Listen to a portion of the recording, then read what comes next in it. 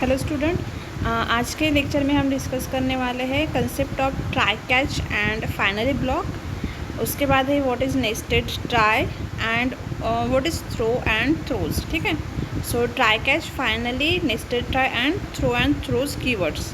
तो ये सारा हम आज देखेंगे। See here is concept map. तो सबसे पहले देखते हैं what is try catch and finally block is.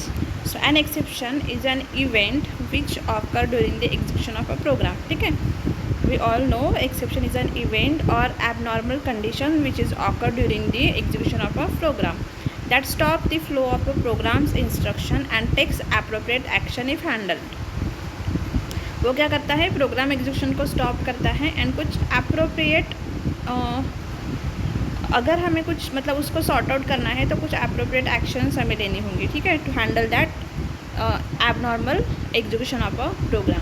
So exceptional handling mechanism provides a means to detect error and throw exception and then to catch exceptions by taking appropriate action. So there are 4 steps जिससे हम उस exception को handle कर सकते हैं। ठीक है, तो सबसे पहले है कि हमें उस प्रॉब्लम को फाइंड आउट करना है, what is exception is there. ठीक है, मतलब कौन सा एक्सेप्शन वहाँ पे ऑकर हुआ है या फिर कौन सा एक्सेप्शन वहाँ पे ऑकर हो सकता है। ठीक है, so first step is to find out the problem. Secondly, inform that an error has occurred. So उसके बाद हमें क्या करना है, वो जो एरर ऑकर हो रही है उसको हमें मतलब थ्रो करनी है टू हैंडल दैट एक्सेप्शन। उसके बाद थर्ड स्टेप है that is receive the error information, मतलब किस टाइप की एरर ऑकर हुई है और उसे हम किस तरह से हैंडल कर सकते हैं, उसकी इंफॉर्मेशन रिसीव करना। And the fourth step is to take corrective action, मतलब उसको हैंडल करेंगे, उस एक्सेप्शन को सॉर्ट आउट करेंगे। ठीक है, so these are 4 steps to handle the exceptions. Now exceptional handling in Java by 5 keywords are those. ठीक है, मतलब जावा में अगर हमें एक्सेप्शन हैंडलिंग करना है या फिर एक्सेप्शन को हैंडल करना है, सॉर्ट आउट करना है, तो देयर आर 5 कीवर्ड्स। ठीक है, by using this 5 keywords we can easily handle the exceptions in Java. So what are this 5 keywords? First one is try, then catch, finally, throw and throws. ठीक है, so these are the 5 keywords by which we are going to handle the exception in a Java programming. ठीक है, now let's move towards the try block. ठीक है, first जो keyword है उसको देखते हैं। So try block applies a monitor on the statements written inside it. मतलब अगर हम कुछ कोड जो है जिसमें हमें लगता है कि वहाँ पे एक्सेप्शन ऑकर हो सकता है, तो ट्राई ब्लॉक क्या करता है जनरली कि उसके अंदर जो भी कोड है उसको वो 1 by 1 मॉनिटर करता है। ठीक है, जो भी कोड उसके अंदर लिखा है वो सबको मॉनिटर करता है। So if there exist any exception the control is transfer to catch और finally block. So try block क्या करता है, अगर उस कोड के अंदर, क्योंकि वो क्या करता है हर एक मतलब उसके अंदर जो कोड है उसको वो वॉच रखता है। ठीक है, सो अगर वहाँ पे कोई एक्सेप्शन हैंडल हुआ तो वो क्या करेगा, उस एक्सेप्शन को सेंड करेगा या फिर ट्रांसफ़र करेगा टू द कैच ब्लॉक। ठीक है, सो या फिर फाइनली ब्लॉक के ऊपर। तो सिंटैक्स देखो ट्राई ब्लॉक का क्या है, ओनली ट्राई कीवर्ड, उसके बाद opening brace, the code inside that opening brace and closing brace. ठीक है, so simple is try block syntax. ठीक है, उसके बाद देखो ये हो गया ट्राई ब्लॉक का, मतलब हम जो भी एक्सेप्शन हैंडल हो रहा है वो कोड कहाँ पे होगा, ट्राई ब्लॉक में। उसके बाद ट्राई ब्लॉक क्या करता है, उस एक्सेप्शन को, जो एक्सेप्शन ऑकर हो रहा है उसको वो सेंड करता है टू द कैच ब्लॉक। ठीक है, एंड कैच ब्लॉक एक्सेप्ट और कैच दैट एक्सेप्शन। ठीक है, सो ये क्या करता है, catch block includes the action to be taken if a particular exception occurs. वो क्या करता है, कैच ब्लॉक क्या करता है, उस एक्सेप्शन को कैच करता है एंड उसको हैंडल करने के लिए, उसको सॉल्व करने के लिए कुछ अगर एक्शंस उसे लेनी है तो वो वहाँ पे करता है इन कैच ब्लॉक। ठीक है, उसके बाद है मतलब एग्जांपल देखते हैं एक ट्राई कैच ब्लॉक का कि किस तरह से होता है, किस तरह से ट्राई ब्लॉक कैच ब्लॉक को एक्सेप्शन थ्रो करता है एंड कैच ब्लॉक उसको किस तरह से सॉल्व करता है, ठीक है। सो देखो एग्जांपल में हमने यहाँ पे टीसी मतलब ट्राई कैच ब्लॉक नाम का एक क्लास लिया है एंड मेन फंक्शन के अंदर हमने एक a b c and x and y, ठीक है। सो ये 5 वेरिएबल्स लिए हैं, ठीक है।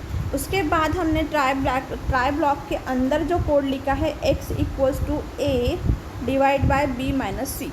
अब देखो b एंड c की वैल्यू क्या है 5 एंड 5। सो 5 माइनस 5 क्या हो जाएगा 0। सो 10/0 मतलब यहाँ पे कौन सा एक्सेप्शन ऑकर हो सकता है, डिवाइड बाय 0, ठीक है। सो इसलिए ये कोड हम कहाँ पे डालेंगे, ट्राई ब्लॉक में।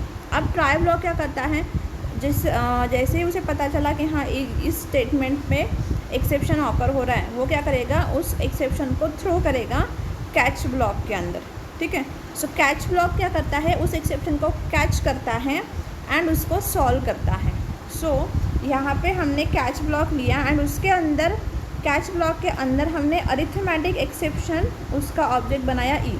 सो अरिथमेटिक एक्सेप्शन नाम का हमने क्लास यहाँ पे यूज़ किया है एंड उसका ऑब्जेक्ट बनाया हमने स्मॉल ई। ये क्लास क्यों हमने यहाँ पे यूज़ किया है, टू सॉल्व और टू हैंडल दैट एक्सेप्शन। कौन सा एक्सेप्शन यहाँ पे ऑकर हो रहा है, arithmetic exception that is divide by 0। सो इसलिए हमने यहाँ पे उसको सॉल्व किया।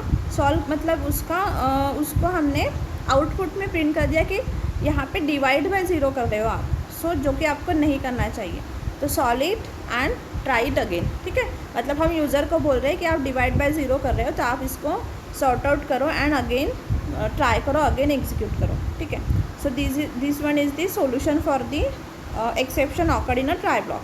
एंड उसके बाद सिंपली हमने y की वैल्यू प्रिंट कर दी एंड y को कैलकुलेट कर दिया एंड y की वैल्यू प्रिंट कर दी, ठीक है। So it's a simple steps. So यहाँ पे देखो आउटपुट में क्या आ गया, कैच ब्लॉक मतलब जैसे ही ट्राई ब्लॉक में एक्सेप्शन ऑकर हुआ, हम आ गए सीधे कैच ब्लॉक के अंदर एंड कैच ब्लॉक के अंदर हमारे पास एक स्टेटमेंट हमने प्रिंट किया दैट इज़ डिवाइड बाय 0। उसके बाद उसके बाहर हमने y की वैल्यू प्रिंट की है, so y equals to 1 after doing some operations that is y equals to a divide by b plus c। So ये करने के बाद हम y की वैल्यू प्रिंट कर रहे हैं, okay. So in this way we have handle the exception by using try and catch block, okay. अब उसके बाद है मल्टीपल कैच का यूज़ करके भी हम उसी एक्सेप्शन को हैंडल कर सकते हैं, ठीक है। मतलब हम मैच करेंगे कि ट्राई ब्लॉक का जो एक्सेप्शन वहाँ पे ऑकर हो रहा है वो किसके साथ मैच हो रहा है, मल्टीपल कैच हम वहाँ पे देंगे एंड जिसके साथ वो मैच होगा वो कैच ब्लॉक उसको कैच करेगा एंड उसको सॉल्व करेगा, ठीक है। सो वैसे ही यहाँ पे एग्जांपल दिया हुआ है। सिर्फ डिफरेंस है कि कैच ब्लॉक मल्टीपल टाइम्स लिखा है, मतलब जिस कैच के साथ वो एक्सेप्शन मैच होगा वो कैच उसको एग्जीक्यूट करेगी यानी उसको हैंडल करेगी, ठीक है। बाकी के कैच ब्लॉक स्किप हो जाएंगे। सो इस तरह से उसको हम हैंडल कर सकते हैं मल्टीपल कैच ब्लॉक का यूज़ करके भी, ठीक है। उसके बाद देखो नेक्स्ट है that is concept of nested try. मतलब अभी हमने कैच देखे हैं ना, मल्टीपल कैच, एक ट्राई के अंदर मल्टीपल कैच हम दे सकते हैं, उसी तरह हम नंबर ऑफ ट्राई भी दे सकते हैं, ठीक है। नेस्टेड ट्राई मतलब एक ट्राई के अंदर दूसरा ट्राई। तो जैसे ही हम nested if else, nested for loop वगैरह यूज़ करते हैं ना, उसी तरह से हम नेस्टेड ट्राई भी यूज़ कर सकते हैं। मतलब एक ट्राई ब्लॉक के अंदर अगर हमें और एक ट्राई एंड कैच ब्लॉक लेना है और एक मतलब एक्सेप्शन फाइंड आउट के लिए, तो हम वो इजीली ले सकते हैं, ठीक है। So try statement can be nested, that is try statement can be used inside the block of another try. एक ट्राई के अंदर हम दूसरा ट्राई, यहाँ पे देखो ये ट्राई है आउटर, ये इनर ट्राई है एंड ये आउटर ट्राई का क्लोजिंग बेसिस है। सो इसको ही हम बोलेंगे nested try. until one of catch statement succeeds or until all the nested try statements are exhausted. If no catch statement matches then the Java runtime system will handle the exception. मतलब यहाँ पे भी हम try catch block लेंगे and अगर वो किसी भी कैच ब्लॉक के साथ अगर वो एक्सेप्शन मैच नहीं होता तो जावा उसको खुद ही हैंडल करता है, ठीक है, एंड एक्सेप्शन हमें शो करता है। उसके बाद नेस्टेड ट्राई का एक एग्जांपल देख लेते हैं। सी यहाँ हमने नेस्ट ट्राई नाम का क्लास लिया, फिर मेन में हमने 2 वेरिएबल्स एंड इनपुट लिया है कुछ नंबर, ठीक है। उसके बाद हमने ट्राई ब्लॉक में z = 82/x, ठीक है। सो x की वैल्यू यहाँ पे देखो यूज़र ने 0 इनपुट की थी, तो अगर उसने 0 इनपुट की तो यहाँ पे एक्सेप्शन ऑकर हो सकता है। अगर उसने और कोई वैल्यू दी x की तो 0 एक्सेप्शन ऑकर नहीं होगा, ठीक है। So it depends on the user. उसके बाद अगेन हमने उस ट्राई के अंदर अगेन एक ट्राई दिया है, वहाँ पे हमने a = 100 डिवाइड बाय x - 1, ठीक है। अगर x की वैल्यू यूज़र ने 1 दी तो x - 1 हो जाएगा 1 - 1 दैट इज़ 0। मतलब इस ब्लॉक में भी क्या हो सकता है, एक्सेप्शन ऑकर हो सकता है, ठीक है। x की वैल्यू हो सकता है वो 0 दे या फिर 1 दे, तो यहाँ पे भी एक्सेप्शन ऑकर सकता है, इसीलिए हमने इसको भी ट्राई ब्लॉक में लिखा। अब उसके बाद हमने यहाँ पे कैच ब्लॉक लिखा है to handle the exception occur in a catch block, ठीक है। सो यहाँ पे हमने एक कैच ब्लॉक लिखा, उसके बाद ये अगेन एक कैच ब्लॉक है, एंड ये है आउटर ट्राई और ये है प्रोग्राम एंड, ठीक है। यहाँ पे इनर ट्राई भी होगा, ये देखो ये इनर ट्राई है यहाँ से यहाँ तक, उसके बाद यहाँ से यहाँ तक आउटर ट्राई है यहाँ तक, ठीक है। और ये है कैच ब्लॉक। उसके बाद अगेन हमने एक कैच ब्लॉक लिखा that is division by 0 and program end. तो सी अगर यूज़र ने आउटपुट में क्या आएगा, अगर यूज़र ने 0 इंसर्ट किया तो डिवीजन बाय 0, मतलब यहाँ पे डिवीजन बाय 0 एंड प्रोग्राम क्या हो जाएगा एंड, वो इनर ट्राई में जाएगा ही नहीं, ठीक है, आउटर ट्राई से ही बाहर आ जाएगा। अगर ये 0 नहीं किया तो इसका आउटपुट आ जाएगा। अगर सेकेंड बार यहाँ पे यूज़र ने 1 डाला तो डिवीज़न आ जाएगी, एंड सेकेंड जो ट्राई है यहाँ पे तो आ गया, बट सेकेंड ट्राई के अंदर वो जाएगा, वहाँ पे 1 - 1 दैट इज़ 0 हो जाएगा। सो अगेन यहाँ पे क्या होगा, एक्सेप्शन ऑकर होगा, so that is division by 0 and program end हो जाएगा, ठीक है। थर्ड टाइम अगर यूज़र ने वैल्यू 2 डाली तो फर्स्ट भी ट्राई सॉल्व हो जाएगा, एंड सेकेंड जो है, ठीक है, सो उसकी वैल्यू क्या हो जाएगी, अरे इंडेक्सिंग रॉन्ग, मतलब यहाँ पे इंडेक्स वैल्यू जो है रॉन्ग दी है, तो इसलिए वो इसका एक्सेप्शन शो कर रहा है, ठीक है। एंड यहाँ पे हम प्रिंट करेंगे आउटर ट्राई, मतलब जो बाहर का जो ट्राई है वो एंड हो रहा है, क्योंकि यहाँ पे तो एक एरर शो होगी, एक्सेप्शन शो होगा, and lastly 1 is program and, ठीक है। सो इस तरह से नेस्टेड ट्राई हम यूज़ कर सकते हैं। उसके बाद है finally block. So finally block includes the statement which are to be executed in any case in case of exception is raised और नॉट। हम उसको कहीं भी यूज़ कर सकते हैं, वहाँ पे एक्सेप्शन ऑकर हो या ना हो, हम फाइनली ब्लॉक को यूज़ कर सकते हैं इन अ प्रोग्राम, ठीक है। एग्जाम्पल देखते हैं एक फाइनली ब्लॉक का। Here we have write class that is finally clause, and main में हमने 2 वेरिएबल्स लिए हैं वैल एंड एम। उसके बाद हमने एक एरे लिया है which is having size -1, and उसको हमने प्रिंट किया नो आउटपुट करके। फिर हमने कैच ब्लॉक में लिखा है एक्सेप्शन, क्योंकि यहाँ पे देखो एरे की साइज़ क्या है -1, so it will show an error array index out of bound और निगेटिव एरे साइज एक्सेप्शन, ठीक है। तो ये यहाँ पे एक्सेप्शन ऑकर हो सकता है। फिर हमने कैच ब्लॉक में उस एक्सेप्शन को हैंडल किया, कौन सा, एक्सेप्शन ई, मतलब ये क्या है, यहाँ पे अगर हमने खुद स्टेटमेंट प्रिंट किया तो ठीक, अगर नहीं किया तो जावा के पास जो उसका एक्सेप्शन स्टेटमेंट रहेगा वो यहाँ पे प्रिंट हो जाएगा, ठीक है, एक्सेप्शन +E कर दिया तो। अब देखो फाइनली ब्लॉक के अंदर हमने 2 स्टेटमेंट दिए हैं, program end and bye bye, okay. तो see after execution of this program we have a output that is program end यहाँ पे एंड बाय बाय, एंड उसके बाद इस जो ट्राई ब्लॉक हमने किया था यहाँ पे देखो एक्सेप्शन ऑकर हुई ना, तो यहाँ पे इसने एक्सेप्शन शो की है। Now we remove the comments from statement 1 and statement 2, the output will. अगर हमने स्टेटमेंट 1 एंड स्टेटमेंट 2 ये जो कमेंट है ना, अगर ये इसको हमने रिमूव कर दिया, सबसे पहले हमने क्या किया था, बस इसी को ही एग्जीक्यूट किया, हाँ, पोस्ट प्रोग्राम में। अब हम इसको भी एग्जीक्यूट करते हैं, ये दोनों को, int val equals to 0 and int m equals to 100। तो देखो क्या होता है आउटपुट में, डिवीजन बाय 0 उसका अगेन क्या हो जाएगा, एक्सेप्शन शो हो रहा है, arithmetic exception that is divide by 0, and उसके बाद program in end bye bye. तो सो फाइनली ब्लॉक क्या करता है, उसके अंदर जो भी कोड हो वो उसको एग्जीक्यूट करता है, ठीक है। मतलब वहाँ पे कोई भी एक्सेप्शन ऑकर हो ना हो, प्रोग्राम बीच में कुछ एग्जीक्यूट हो रहा हो ना हो, फाइनली ब्लॉक उसका स्टेटमेंट एग्जीक्यूट करता ही करता है, ठीक है। So this one is the final block. उसके बाद है थ्रो, ठीक है, throw keyword. So this keyword is generally use to in case of user defined exception to forcefully raise the exception and take the required action. तो ये throw keyword हम कब use करते हैं, जब यूज़र कोई एक्सेप्शन ऑकर हो रहा है, मतलब यूज़र डिफाइन कुछ एक्सेप्शन ऑकर हो रहा है, तो हम थ्रो कीवर्ड का यूज़ कर सकते हैं to forcefully raise that exception and handle that exception to taking some required action, ठीक है। सो सिंटैक्स है उसका throw and throwable instance, throw and throwable instance. Throwable instance मतलब यहाँ पे जो भी हम थ्रो करेंगे वो, ठीक है। सो सबसे पहले थ्रो कीवर्ड, उसके बाद थ्रोएबल इंस्टेंस। डेमोन्स्ट्रेशन देखते हैं। थ्रो डेमो नाम का क्लास लिया, फिर मेन में हमने 1 2 3 variable and z equals to x plus y, so that is value of z is 30, okay. उसके बाद ट्राई में हमने लिखा थ्रो न्यू अरिथमेटिक एक्सेप्शन, ठीक है। कैच में हमने लिखा exception caught addition equals to z. So यहाँ पे देखो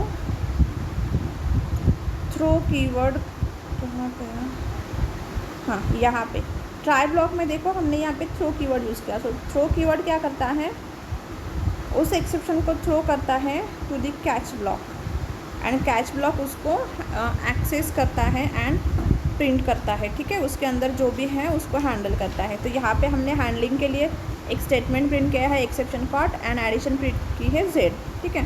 सो output is exception caught and addition is 30, ठीक है। तो सिंपली हमने यहाँ पे एक्सेप्शन थ्रो किया है by using the throw keyword in try block, ठीक है। ट्राई ब्लॉक में हमने ओनली एक्सेप्शन को थ्रो किया है, कहाँ पे, कैच ब्लॉक के पास, एंड कैच ब्लॉक में उसने उसको कैच किया and take some proper action, okay. उसके बाद है next that is throws keyword. Throw keyword हो गया, अब है throws keyword. So throws keyword can be used along with the method definition to name the list of exceptions which are likely to happen during the execution of that method. In that case, try catch block is not necessary in the code. So throws keyword क्या करता है, we used along with the method definition to name the list of exception. मतलब हम method definition के साथ throws keyword का use कर सकते हैं। अगर हमारे पास कोई मेथड है और हमें लगता है कि उस मेथड में कुछ एक्सेप्शन ऑकर होने वाला है, तो हम उस मेथड के सामने थ्रोज कीवर्ड लिख के उसके बाद एक्सेप्शन की लिस्ट लिख के उसको हैंडल कर सकते हैं, उसको थ्रो कर सकते हैं टू दी कैच ब्लॉक, ठीक है। सो थ्रोज कीवर्ड हम कहाँ पे यूज़ करेंगे, जहाँ पे हम मेथड के डेफिनेशन लिखते हैं ना, वहाँ पे अगर उस मेथड में एक्सेप्शन ऑकर हो रहा है तो, ठीक है, तो उस वक्त हम थ्रोज कीवर्ड का यूज़ कर सकते हैं। सी हियर सिंटैक्स में डेटा टाइप है, फिर मेथड नेम है, फिर पैरामीटर लिस्ट है, उसके बाद throws keyword and exception list, ठीक है। सपोज इंट सम मेथड है, यहाँ पे पैरामीटर है m1, m2, एंड यहाँ पे मैं लिखूँगी थ्रोज, क्योंकि मुझे पता है कि इस मेथड के अंदर कुछ एक्सेप्शन ऑकर होगा। सो थ्रोज, उसके बाद कौन सा एक्सेप्शन ऑकर हो सकता है, सपोज अरिथमेटिक एक्सेप्शन ऑकर हो सकता है, तो मैं यहाँ पे लिखूँगी अरिथमेटिक एक्सेप्शन क्लास नेम, ठीक है। अगर और कोई लगता है मुझे तो कॉमा देके मैं वो भी लिख सकती हूँ, लाइक एरे इंडेक्स, ठीक है। सो इस तरह से हम कॉमा देके नंबर ऑफ एक्सेप्शन के लिस्ट लिख सकते हैं, ठीक है, to handle that in a proper way, ठीक है। सो जावा इसको प्रॉपर वे में हैंडल करता है। अगर इस फंक्शन के अंदर कोई एक्सेप्शन ऑकर हो रहा है तो, ठीक है, तब हम थ्रोज कीवर्ड का यूज़ करेंगे। So this one is this throws keyword, and lastly we have a difference between throw and throws. तो सी वन बाय वन हम देख लेते हैं एक बार कि whenever we want to force an exception then we use throw keyword, when we want that particular exception may be thrown or to pass to a possible exception then we use throws keyword, ठीक है। So throw is used to handle user defined exception, JVM handles the exception which are specified by throws।